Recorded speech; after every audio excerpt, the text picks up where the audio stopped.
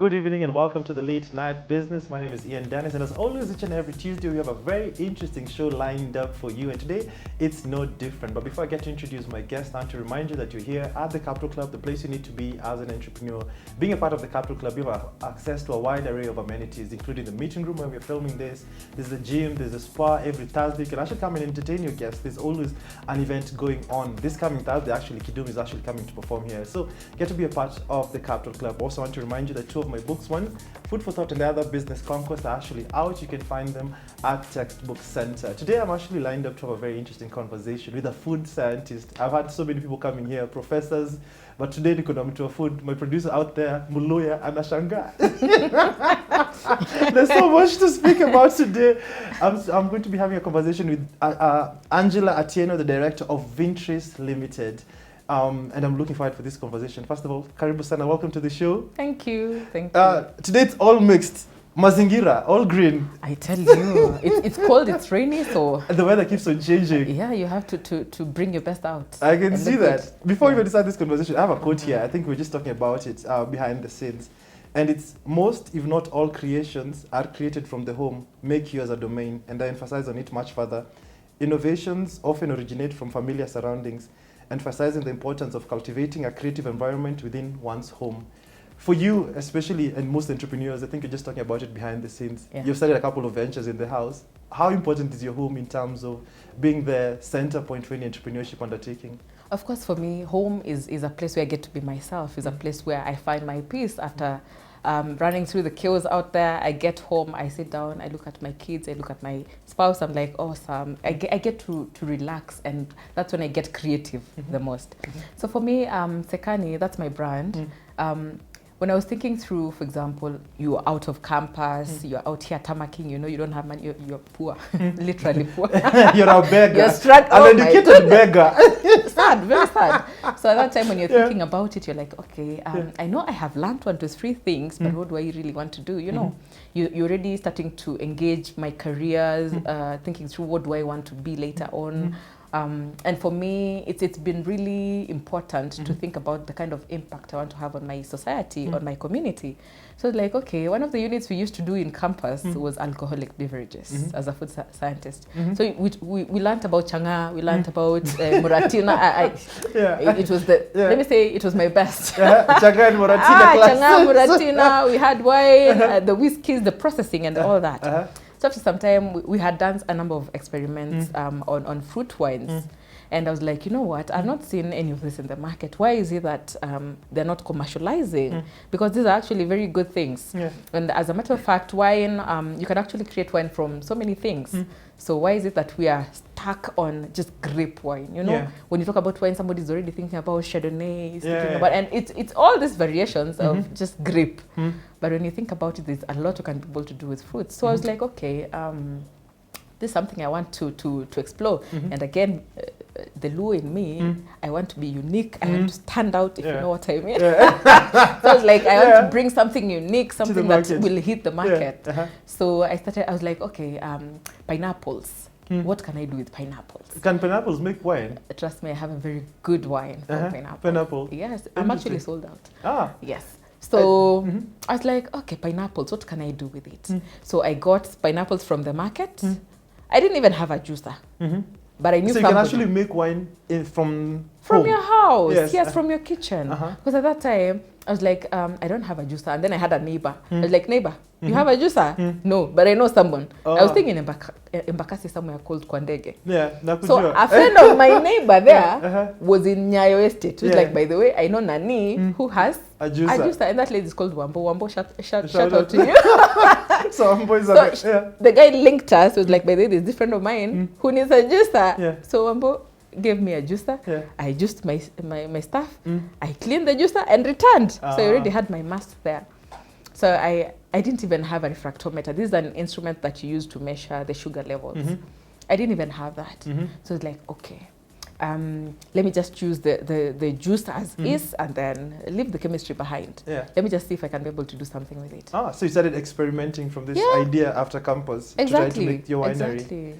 So it's like, let me try. I put it in one of the bottles, the hard bottles. I put it inside there because I know you cannot use something light because fermentation again generates a lot of pressure. So if the container is unstable, it deforms. And you want an anaerobic environment. That means there's no air coming in. So there's only bubbling out. So I was like, okay, we'll do this thing. I cannot remember how I did the airlock, but I can tell you it's not something I am proud of right now. But as a food scientist. But it's something that you started from. Yeah, but we created something. We had an airlock with water, so you could actually see the bubbles coming out. So I was just monitoring and seeing, is it bubbling or is it stuck? You know, there's something called stuck fermentation, where now there's no fermentation and there's nothing you can do about that. You'll have to just pour that out. Yeah. So I monitored the fermentation rate, and I was researching, because again, you can only learn so much in uni. So now I had to go into the wine books and research all these things just to be able to understand. So just like from the information you'd learned in university to how you're trying to experiment, how now can you set up your own business from home? Exactly. So I was now researching the whole time. I didn't even have net in the house. I only had a smartphone. So I was just Googling and downloading articles and reading through. I'm like, okay. So once this the fermentation stopped, I gave it a few days and then siphoned out. So I let it again set, because it was not as clear as you'd want a white wine to be. Pineapple is typically a white wine. So at that time, I was like, okay, let me give it time, because again, I got to learn wine business is a business you have to be patient with when you are setting up, because you have to let it age. You have to give it time. It's not an investment. You'll just put it in and you're expecting money in the next month or so. Yeah, because I always hear the longer the wine stays, the better it is. Here, 10 years, 20 years, and all that stuff. What was that a particular time? But that's quite interesting, because that's meaning that your home was the foundation for you to set up your business. Exactly. And I started with that, and after that came out, I called that neighbor of mine. I'm like, neighbor, imeiva. Subject to come we test. Come we test. Oh my God. He came, he sampled. He's like, this is really good. Really good. And they were comparing it with a brand in the market already, and I was like, really? So just from that experiment of just creating wine, using someone's juicer, that's where the business was born. Just that. Interesting. And just thinking about, because there's always this obsession, especially with entrepreneurship, whereby if I have this idea, I need to get an office. But what exactly, maybe even this quote and primarily what you're proving is that our homes are literally our first offices. Exactly. And in terms of, what's it called? Now you're growing, or maybe let me just start the conversation again from scratch, because I don't want to get to Let me get to my first question. Then we just get into this conversation. What exactly are you most grateful for today? Grateful? Yes. I am grateful for life, for good health, for family, for friends. Yes. Interesting. What does family mean to you? And how significant has family been in terms of your journey? Oh my goodness. I have no idea where I would have been without my family. That is the family that comes from me and the family that I come from. The family that I come from has been very supportive. These guys, anytime, designer, I'm broke, nitumie kakitu, I'm stuck somewhere. These guys, anytime, you'd call midnight, anytime, they're always there. I'm stressed, can I talk to you? That's my sister. You know, we'd always have this time, you talk about mental health issues. I always have someone to go to. And the family that comes from me, every time I go out there, I come back and I think about, you know what, and I'm struggling. It could be mentally or even financially. I look at my children. I have 3 beautiful boys. And I'm like, you know what, I will go out there. I am doing this. I have to create a better world for you. I want you to grow up and find something different as compared to what I found. And of course, having a supportive spouse, somebody you can come back to, baby girl treatment, you know? Out here, I'm not a strong, independent woman. I need to be a child. I need to be babied. So you're the first one. Exactly. All right. And what are the influences growing up? What's it called? Were any of your parents entrepreneurs? What were they up to? No, actually, my folks are public servants. What was it currently? They're teachers. Very good teachers. TSC? Yes. So primary school, high school? Interestingly, they were high school teachers when we were growing up. My mom grew up, she also had her own chemistry and mathematics, trust me. For real? You had no room to fail those 2 classes. And dad? Both of them. They were chem and math. For real? Chemistry and mathematics? You cannot fail in that class. That's interesting. So I was like, okay, one of the things I would see how hard they would work, I'd be like, I'm never becoming a teacher, my friend. I'm never becoming a teacher. what made you not want to have that interest? Because I would see how hard they would work, these remedials. The only bit I saw them enjoy is when we had schools closed. Like now there's not going 3 to months of, because I've got school holidays 3 times a year. Just that. But the other times you're waking up very early. And then the fact that you have to be patient. Each child has different needs, and for you to, and interestingly, I am a teacher. How? In a different way. Oh, in different capacity. All right. I train people on food safety aspects, on regulations, on new product development. Only that now I'm a teacher of a different class of people. Not for high school students. Yeah. And what are the influences they had on you? And first of all, are they teaching in Nairobi, outside Nairobi? I grew up in Sirare. Sirare, that's Migori, Exactly. Karibu na border. Exactly. Near the Tanzanian border. We used to go and shop in Tanzania and come back to the house. So go shop in Tanzanian shillings. You'd have money, Okay, that's interesting. Back, yeah. So you grew up in Sirare? Exactly. All right. How was it in Sirare? I only just see the buses going to Sirare. I've never even met someone from Sirare. Yeah. Actually, it was a slow town, if I can say. And trust me, if you'd ask, my dad is called Mr. Oyugi. You'd ask for Mr. Oyugi anywhere, you'd be brought to our gate. So if you were mischievous anywhere, trust me, you were seen and you were reported.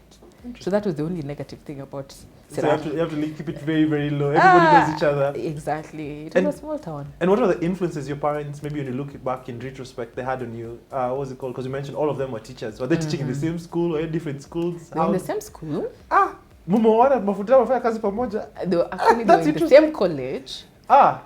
So same college? Same school they were teaching. So, yeah. They've been together all through. Yeah. When I think about it, I saw the value of family through them. Because you'd see how they support each other. They were very present. Like they were always, as much as there's work and all this demanding stuff out there, they'll still come back and we were there, they were present. And I can say, I would see my dad push really hard, as well as my mom, like the kind of impact, I have the students, I need them to perform really well. I would see marking, They bring papers, they're marking, I'm like, okay, kuna mtu hapa, kinaumana. But I'd see how hard they used to work, and I would say at that time it was, I cannot, quite humble, if I can say, And I was like, we were 5. Oh, 5. All right. Five kids, siblings. Yes. Your number? I'm number 2. All right. Yeah. So it's like, okay. A mixture of girls, boys? 2 girls, 3 boys. All right. Yeah. It's not like you're 3 boys. 3 boys and done. Same to us, 3 boys. That's it.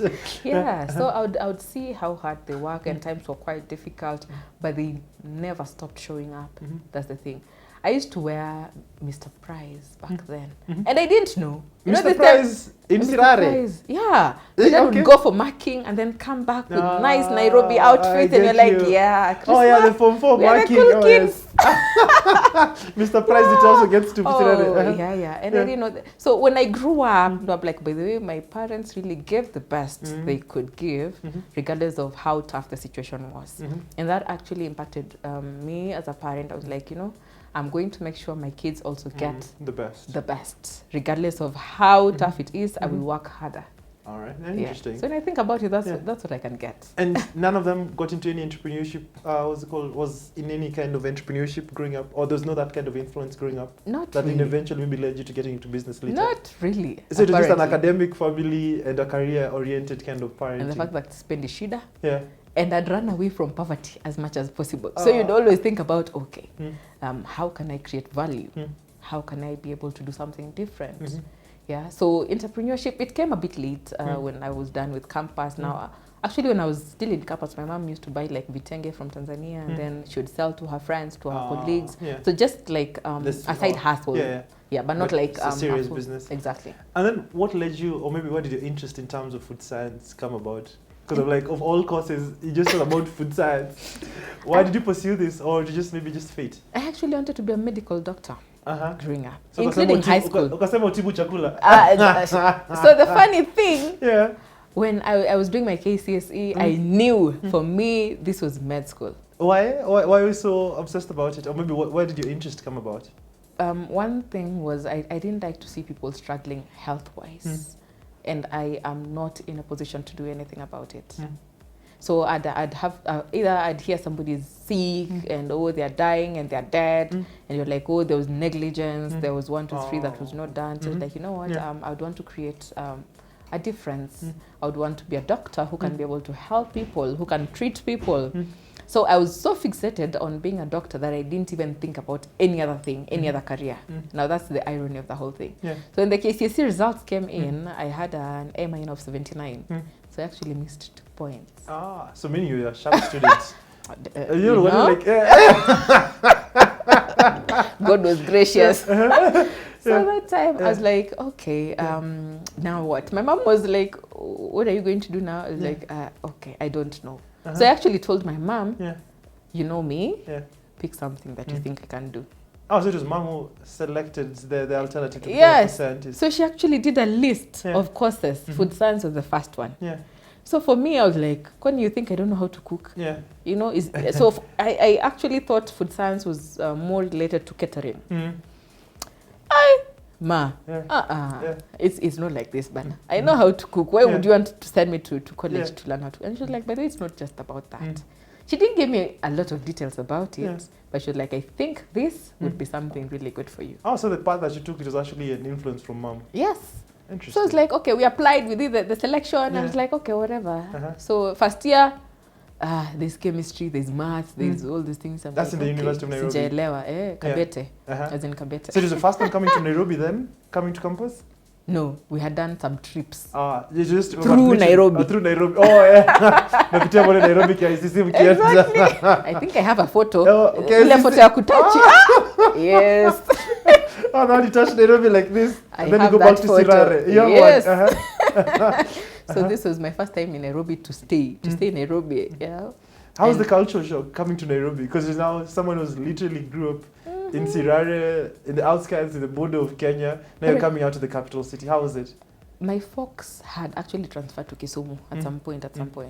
So in Kisumu for a bit, and then now I came to Nairobi. So I had an interaction with Kisumu City.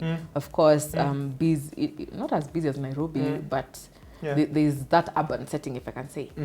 But Nairobi, I already had that talk with my dad. You know, Nairobi, when you're going to campus, you know that kind of discussion you have with your parents before you go. So you know what sent you there. So I was like, okay, for me, focused. Naenda kusoma, I get my degree, I go back home. So I come to Nairobi. Of course, it's everything. I thought you have this freedom. I want to go to class. I can see there's some peer influence. Zile tulikuwa tunaambiwa peer pressure. I am seeing it. I am moving the other way. And I can say it was a good environment for me, because now I got to learn about food science. First year, not so much. But now the second year, when now you're getting technical about the thing, I was like, wait a minute, there's no cooking here. There's analytical chemistry. There's mathematics. There's a lot of science that you need to learn and understand about food. Food is not just what we're thinking. So including statistics. I'm like, statistics, microeconomics, but well. This is all technical. But well, you had to do them. Because later on, I started loving that course because I realized once you actually know the value of the knowledge you have, you can set up your own business, you can manage your own business just from learning. And what triggered this? Because most of the time when you go through campus, and unfortunately it's what happens, maybe it's the mindset that most have. You've gone to architecture school, you're just thinking getting into employment. You've gone to stand law, you want to just be employed as an advocate. What triggered this mindset that I can have the knowledge, that I can get it and I can apply it to build a business? What triggered this particular moment? Now, campus. I got my firstborn in second year. So kusikiza mawaidha ya mamako. Story for another day. So kuna mawaidha stories, kuna mawaidha na kuna practical. So hapo kuna masomo fulani ni kama haikushika vizuri. Na CKU. I got my firstborn in second year. And I was like, oh my goodness. Okay. Now this is reality. This is what my dad was saying. But here we are. All right. So for me, I was like, okay, one of the things I promised myself is I would always level up. I see a challenge coming. Like, I love challenges and I love taking them head on. I would like to look for solutions and all these things. So as much as I was in school, I was also looking for part-time gig because again, you have a child, you have a responsibility. You're still in school. Exactly. So regardless of how tough the course was, I still had a part-time gig. I used to do promos. Oh my goodness. I stood in supermarkets. I sold. And I realized there are no jobs out there. There are no jobs. So you can go to school, you can get your A's, you can get everything you're looking for. Alafu, there's no work out here. So you better have a contingency plan brewing hapo karibu. So I was like, okay, now I have tested the employment space and it's not there. So what now? My main goal was I want to understand the food industry. Fully, from fruits and vegetables to nuts and oils to dairy to everything. After that, let me see what I can do. Because again, I want to support the industry grow. So I started getting my own niche in terms of trying to identify opportunities. So I was very keen on business classes. I was very keen on the science classes, the practicals that we used to have. That was my thing. I would go there because I knew what I was looking for. And after that, I was like, now I need to have the industry experience. So I don't care whether you're giving me an unpaid internship. I had I'm going to learn because I need to understand the whole thing. There's no money, but I have to create my own value. I have to add value to myself so that at some point I negotiate my own terms. Again, the Luo in me. I did not want, you see the way you are a fresher and then you're given 25,000 shillings because you have the degree but you have no experience. So I wanted the experience first so that by the time we're talking about work, you already have I can dictate my terms now. I get a better value. So that's what I was doing. So while in campus, you're trying to gain the experience, you're getting the exposure to be able to prepare you for after that. Exactly. Interesting. So we're going to take a short commercial break, and then when you're back, you're just going to find out how this interesting journey has transpired all the way from Sirare to Kisumu to Nairobi, and eventually how child or motherhood has actually just inspired this particular hustle nature. So I'll see you after the break.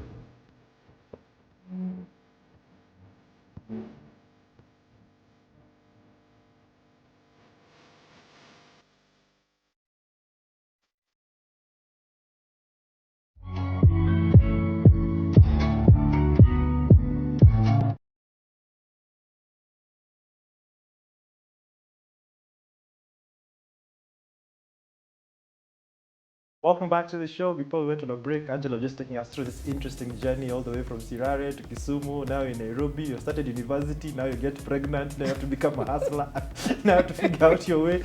Quite an interesting journey. So probably, from what exactly I was getting from the first part of the show is that motherhood triggered something in you that made you now want to literally explore entrepreneurship more, not only as a form of survival, but also like realizing the reality on the ground. And then I think also earlier on you'd mentioned to us in terms of now how you started experimenting with the wine business from your house. At what point did you settle that I want to just get into winery and just trying to get into food processing? What made you make that decision in terms of this is the journey that I want to explore? So after I realized the gap that was in the market, the fact that we import, can I say 80 over 80%? I think it's more because I know a friend of mine in the wine business. Exactly. Most of the wine in Kenya is imported. It's imported, and we have a lot of resources that you can be able to use to do that. We have other manufacturers currently, but again, there's a lot, but there's still a deficit in the market. So I thought about it, and the fact that I started with experimenting just to understand the preference, the customer preference, that was very important for me to date. And I would get my neighbor and his friends, they would be like, okay, I have guests today, can you like bring the wine, can we taste and just give feedback? And I was like, yeah, why not? Because again, I am looking for that feedback. I need to know how I am tapping into this market and what the customer is actually looking for. So they would come, they would sample and love it. And I'm like, okay, now I can see the people who are actually developing a taste for my product. So let's, again, you cannot, of course, count 5 or 10 as a statistic in terms of how large the market share is. So I thought about, okay, what about now I get nice packaging. I just get guys to still sample and understand. Of course, I understand the whole chemistry of production. So, of course, there are aspects of safety you have to be very keen on just to make sure that the customer is not affected by any way. Again, when you talk about food, you talk about alcohol, you have to make sure you observe the safety of that product. So I started getting a lot of interest. And I was like, by the way, Angie, commercialize this thing. And I'm like, okay. The only thing, I remember I went to Harambee House because that's where you get the brewer's license. And I wanted to find out, I want to know the requirements for me to set up a winery and for me to get a license. And I remember the guy was laughing. He actually called a colleague, was like, kuja uone huyu. Anataka kuingia biashara ya, you know. And I was like, what's the problem with that? Because again, it's an opportunity. So they gave me a whole list. And I was looking at these things and I'm like, oh my goodness, where am I getting these millions to set up this thing? Because again, I had seen how the government has regulated the alcoholic sector. And of course, there's a lot of financial investment that you need to have. That was my biggest challenge. I already have a product. I already have some understanding of the market, but now I cannot exactly get into the market yet. Oh, because it's quite expensive. It's quite costly. Yeah. So I got somebody interested. Somebody was actually interested. And it was interesting how I met this person. I was supporting a business in the EPZ at the river. Yeah. So I had already started practicing my food science out there. And I was helping a client develop recipes for dry fruits and, of course, doing a process layout for them. And I meet a neighbor who was like, by the way, what is it that you're doing there? And then you explain. So he asked a very interesting question, and I thought this was those Shark Tank moments. So if you were given money, what business would you invest? And I pitched really quick. So you pitched your winery business? Actually, that was I didn't know that was pitching at that point, but I was like, okay, nayo, I am going with it. And I told him, by the way, there's this thing I'm doing. There's really good product. I can get you a sample, and then you can tell me whether it's something you'd be interested in. So we left. Then before the day ended, he came and was like, by the way, I'm interested in what you were saying earlier. So they wanted to now invest in what exactly you wanted to do. Yeah, can we have a conversation about it? Would you be interested in partnerships? And I was like, okay, this is my hallelujah moment. I'm getting it. And so I started seeing this actually. And the fact that this guy did not wait, it was not like 3 hours after we've had our discussion and he had already shown interest. I was like, okay, this is something that we can actually grow the business. So how did you go about making that particular partnership work? How was it? Because now you're someone who was at that point a dreamer, someone who has experimented, knows the product, but you're facing the challenge of now the capital investment to meet the regulations. So how did you work out that particular partnership? So for them at that time, I remember somebody was telling me, whether you're not bringing a shilling to the table, you have the business, you have the idea, don't talk anything less than 50% shareholding of the business. Make sure you have a say in the decision making. And that's one of the things I've seen a lot of young people missing out on. You have the idea, you have the business. That is the business. Leave alone the money aside. Without the money that, it's in the bank somewhere else. It's not adding any value, but you're bringing value to that money. So make sure you own that business. So for me, I was like, okay, let's do 50-50 shareholding. And he was like, yeah, why not? So he requested for financial projections. I didn't even know how to do those things back then. He was like, please do, that 5 years, 10 years. Oh my goodness. I didn't know how to do that. But I did my in my own imagination. I did something. I did a draft. I was like, okay, this is how it looks like. If we are able to produce this number of bottles of wines, this is the cost of producing a bottle. And 1, 2, 3, 4. If we sell at this is the margins we're looking at. And when you're talking about the license size, this is the much that is needed per year. So ideally, this is how we are anticipating. The graphs to look like, and my graph was looking almost straight. But that's on paper. But graph number is different. Exactly. It's always different. So at that time, we're like, okay. He was very interested. We got the equipment. He had asked, which equipment do you need? 1, 2, 3, 4, and we did get the equipment. Now, in getting the venue, because again, there's a requirement, the kind of facility you need to have. And we had gotten a small place in Nebakasi just to try and understand the market. But I don't know what happened. Either we didn't cross that bridge. We didn't have good communication about it. But that is the point when we had started now to do the production for market research. And then they just, you know what? I'm sending my lorry for the equipment. So literally the partnership ended before the business started. Exactly. And what that moment teach you? Because primarily here, you're a dreamer, you think you've met your God sent, and then eventually before everything happens, it's just snatched out of your hand. How did that moment teach you, and what in reflection? I was heartbroken, if I can say, because now this is something, I didn't have a job. I was looking at this business picking up and now becoming a livelihood for me. But now I'm like, not everyone shares your vision. when you hold your vision, it's only you who understands, not even your spouse actually understands the vision you hold for a business. So it's like, okay, maybe he didn't get what this actually meant. Or there was that fear about the way the industry is hostile, competition and all these things. And you told me it was during the COVID time. Yeah. So COVID was there, here you're still a dreamer, everything's literally just falling apart. Exactly. And I was like, you know what, I'm not giving up. I know this thing can grow. So what I will do is I went back to the house. So you went back to the house, yes. That's why home for me holds a lot of meaning. So I went back home. I was like, okay. So there are people who were already interested in the product. They're actually waiting for the product. Now what? I am back to zero. No equipment, no nothing. I'm back to borrowing a juicer. So I started raising a few shillings, 1, 2, 3, 4. Let me get a juicer. Let me get 1, 2, 3, 4, so that I can now continue experimenting. So after some time, I was expectant at that point with my second born. And I was like, I shelved the whole idea. I was like, I'm not ready for this stress right now.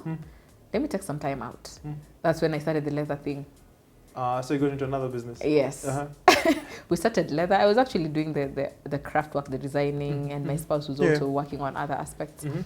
But now, again, you realize this wine thing... It's what exactly you're called for. This is my heart. I mean, I can't. I just can't.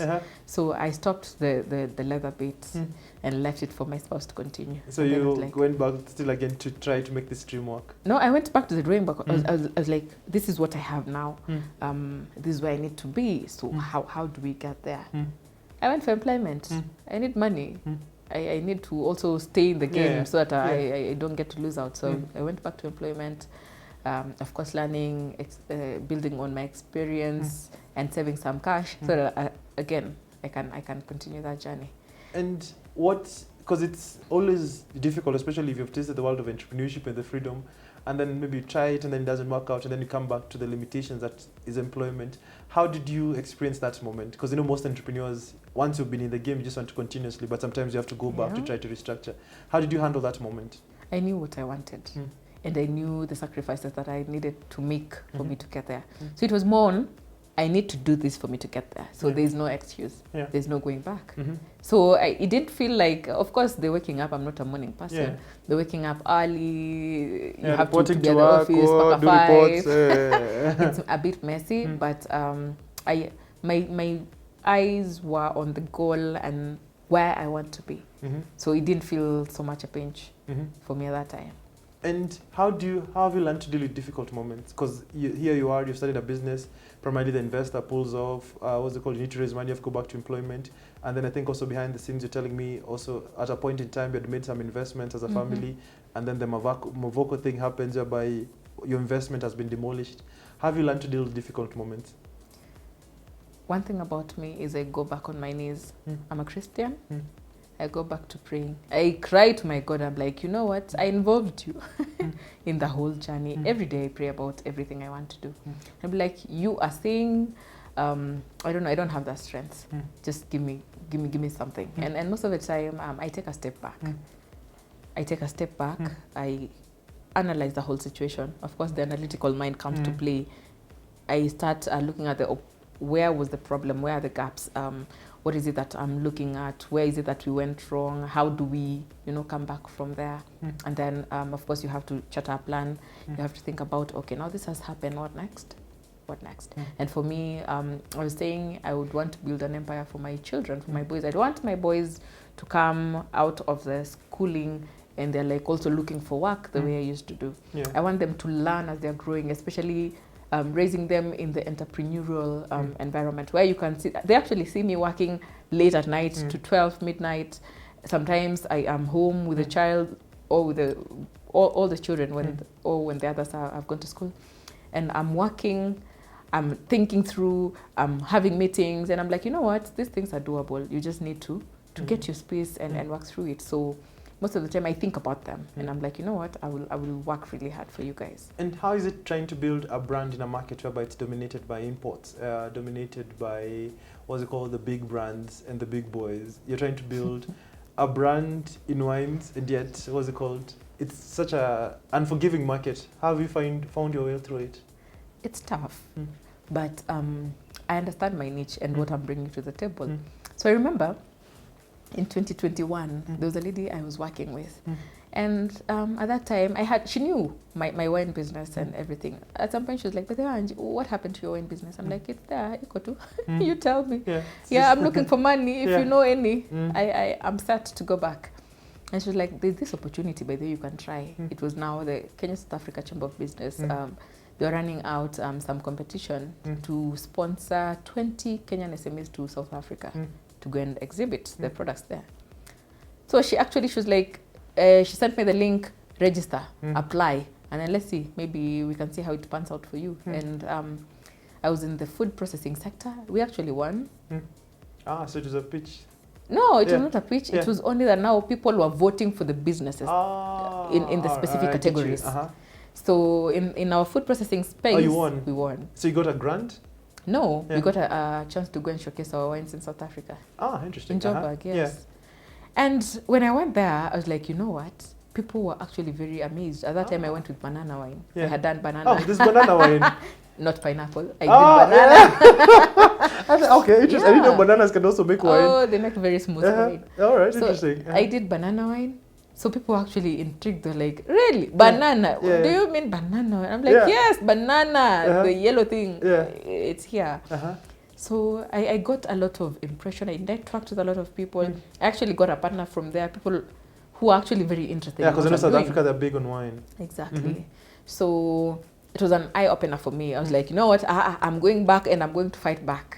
I'm going to fight back. So it was like that moment that you needed to just bring the dream back. Because everybody was like very curious about it. And I was like, okay, I have a good thing. I can't just let it rot. I have to find a way of coming back. And by the time we came back, I was like, apana, now we need to, that's when now we started making the Mavoko investment. We got the piece, we got we built the factory, we built a home. So we were there. So probably it is a dream awakened, you go to Mavoko and then demolitions happen. Dream killed partially, demolished, but So by that time, we had grown a lot of attention. We had people who were very interested in our product. People were now placing orders for customized wines. People were like, by the way, can you make one for this? I have an event. I can do this 1, 2, 3, 4. And I was like, yeah, I got you.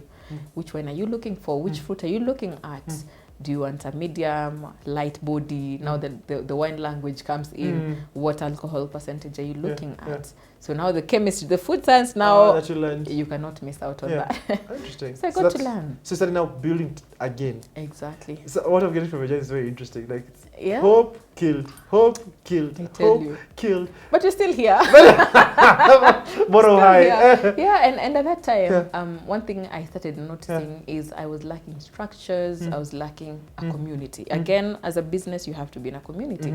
So I started applying for accelerator programs just to be able to learn how about the business space, leave alone now the science and the technology bit. I need to understand about the business bit. So I got into, it was called Restoration Factory program. Now getting to learn how to put structures into your business. I ran now the wine business through that program. And at the end of it all, we were given mentors or coaches, I think.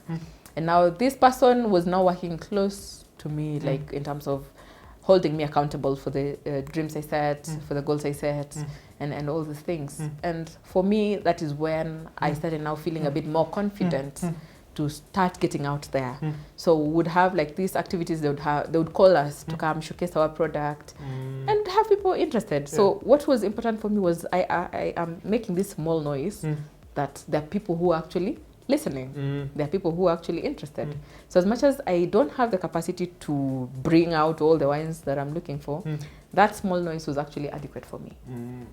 Just to get us to a level where now we can be able to roll out our wines into the mass market. And your experience is one whereby it's someone who's very, very resilient. And through this, what philosophy do you hold in terms of that has actually made you propel through the different seasons? Because entrepreneurship is very difficult, especially once you've put your energy into something, then it fails, or maybe things come up and distract you. You literally give hope, but you're just very, very resilient. What philosophy or what mantra do you hold that just keeps you very, very resilient through it? Because in entrepreneurship, you always uphold success, we uphold the good times, but you've experienced the bad times and you've seen the harsh times. What keeps you going on? What I know is following your dream. Because one thing, I've not just done one line of business, but I used to sell yogurt and juice in campus. Oh my goodness. That was another line of business. You've always been forever hustler. Oh my God. So I have done different things, but none of those business ideas that I had my heart the way the wine did. This one business, anytime I want to step out and venture into something else, apana, this is not it for me. So after some time I learned, it felt like it was my calling. Because I was like, you know what, it's just, this is the path for me. And once I got to accept that, I started pursuing. Regardless of whatever there is, I have set my mind to a place where we are among the leading fruit wines in the country or even in the continent. So that's where I'm looking at. And I'm like, these other things, you know, this is just noise. But I need to find my vision. I need to fixate my sight onto my vision, and we get there. And I'm this kind of person who, once I fixate my thinking onto something, that is the thing. Same WhatsApp that group. Is the thing. You know, you regardless, have to. Yeah. So each time, regardless of how tough it becomes, I still think about, and interestingly, after the demolitions, we had built the Sekani wine family. We have people who have shown up for us from day one. So these people actually came out in a large way for us. They contributed cash for us. Yeah. They're like, by the way, we are contributing for this cause. They ran, how can I say, it's like raising a harambe or something. Through their networks, they raised cash for us. So it was like, oh my goodness. So there are people who actually value us as people, but also as a brand that we're building. So that's the other reason I'm like, Sasa, how am I giving up? I can't. And what's that one big lesson that you can actually share to an entrepreneur watching this from your journey, whereby just someone from campus who dreamt one day to maybe build their own the wine business, has had all the challenges, everything that just can be a reason why not to do it, but you're still doing it. What's that one lesson that this entrepreneurship journey has actually shown you? What I can say is it's not always smooth. It's not the way you'd assume I'll be a millionaire by, you know, I will inject money and all these things. There's a lot that you need to consider. There's a lot you need to learn and understand your space. First, conduct heavy customer research. Understand that industry before you even invest anything. Understand that space, because we've had a lot of people who have come into the industry with a lot of investment, but because they do not understand the space, they end up not thriving or not even staying for long. They auction all the items. So one of the things I would say is understand the space you want to venture in. And once you do as many research as possible, and it doesn't end. Even as you're proceeding, understand the client preferences keep on changing. So you have to make sure you also adapt, and you have to keep on adjusting with their needs. And you also have to make sure that you stay relevant, stay as present as possible, and keep to the goal. Because again, the other thing I would get, Mgema akisifiwa. My friends call me Mgema behind the scene. So they'll be like, umeweka maji ama bado. So I'm like, you see, the whole thing is how consistent in quality is my product from when I started to now. When you buy Sekani, when you bought Sekani in 2018 and when you buy Sekani right now, of course we have evolved. We are thinking through how can we increase the value, how can we ensure that you have a better product, how can we make sure that you have something that keeps you on our radar. So most of the time we usually have wine tasting events, and that's the other initiative that we started doing, just to be able to create awareness about fruit wines, to be able to understand, to give people that experience that you can actually come sample dragon fruit wine. They're like, dragon fruit, you know? Yeah. So you take it, you're going to become a dragon. Yeah, they're like, I am quite curious, how does it taste, you know? So we've had a lot of opportunities where we'd have people come, gooseberry wine, dragon fruit, hibiscus, and we'd have a new wine we have done every year that people are going to test. So even if you came for wine testing last year, next year, it's something new. So that's what we keep on doing. And I can say we've gotten a lot of people interested who are now curious about now making wines. And just building that particular family. Exactly. My goodness, time flies so fast, but your journey has been an inspirational one. And I'm just wishing you all the best. Thank you. So right now, you told me your factory is in Kajiado. Right now we're in Ngoroi. Ngoroi, Yeah. We've actually rolled out our juices right now. It's called Sekani. We have pineapple carrot juice blend. We have mango and passion juice blend. And we also have and and we also have grapefruit, the black grapefruit juice. So umekuwa mgema sasa tumeongeza tu maji. Yeah, you know. You got it. But Yes, thank you so much yes. for coming to the show. having me. Wishing you all the best. Hope the next time we sit here, the wine, nataka sikunywangi wine, I wouldn't mind so that I can continue whining. Yeah. But thank you so much for having watched the show. People like to think you too. Please, I'm such a believer of supporting Kenyan businesses. Search out for Sekani Online, right? Yes. All right, so search out for them. Just check them out and just try them out because they always believe in buy Kenya, build Kenya. I was always coming to you from the Capital Club, the place you need to be as an entrepreneur. So just imagine, you just become a member of this. That can be able to be part of this particular interesting network. My name is Ian Dennis. This has been the Late Night Business. Until next time, I'll see you right here on KTN.